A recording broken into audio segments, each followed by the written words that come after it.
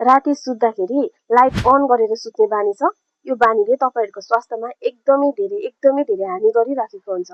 अब राति हामी किन सुत्छौं भन्दाखेरि चाहिँ हाम्रो शरीरलाई रेस्ट होस्, हाम्रो बडी चाहिँ रिस्टोर होस् अथवा रिचार्ज होस् भनेर हामी सुत्छौं। हाम्रो बडीले हाम्रो सर्काडियन रिदमद्वारा चाहिँ सुत्दाखेरि कुन हर्मोन रिलिज हुने, उठ्दाखेरि कुन हर्मोन रिलिज हुने, एक्टिभ हुँदाखेरि कुन हर्मोन रिलिज हुने भन्ने कुरा चाहिँ आफ्नो तरिकाले गरिराखेको हुन्छ।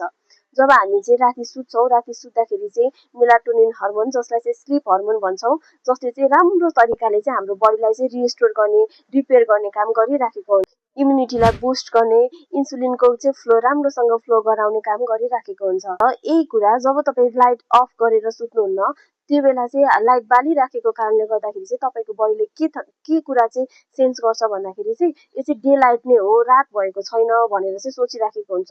जसको कारणले गर्दाखेरि चाहिँ मेलाटोनिन हर्मोनको मात्रा चाहिँ कम मात्र प्रोडक्सन हुन्छ, जसको कारणले गर्दाखेरि चाहिँ डिफ्रेन्ट डिसब्यालेन्सहरू देखिँदाखेरि चाहिँ हाम्रो प्यारासिम्प्याथेटिक नर्भस सिस्टम चाहिँ एक्टिभेट भएको हुन्छ, जसले चाहिँ हाम्रो हार्ट बिटलाई चाहिँ अलिकति नर्मल गराइदिने, त्यसै गरेर ब्लड प्रेसरलाई चाहिँ अलिकति नर्मल गराइदिने हुन्छ अथवा चाहिँ हाम्रो बडी चाहिँ रेस्टमा गइराखेको। लाइट अनै गरेर सुत्दाखेरि चाहिँ यी कुराहरू चाहिँ डेमा जस्तो थियो त्यही वेमा जाने हुन्छ, जसको कारणले गर्दाखेरि चाहिँ अलिकति हाम्रो शरीरलाई रेस्ट पाउन गाह्रो हुन्छ।